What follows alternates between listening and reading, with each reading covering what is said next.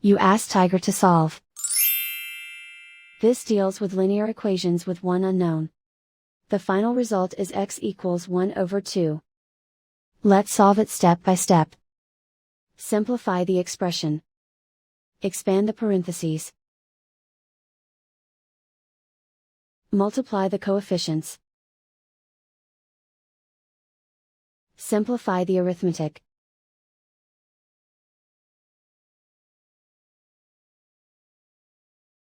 Group all constants on the right side of the equation.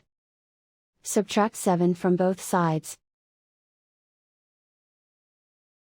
Simplify the arithmetic.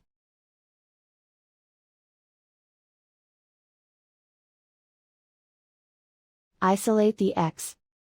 Divide both sides by 6.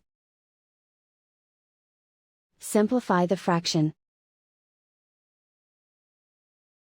Find the greatest common factor of the numerator and denominator. Factor out and cancel the greatest common factor. And so the final result is x equals 1 over 2.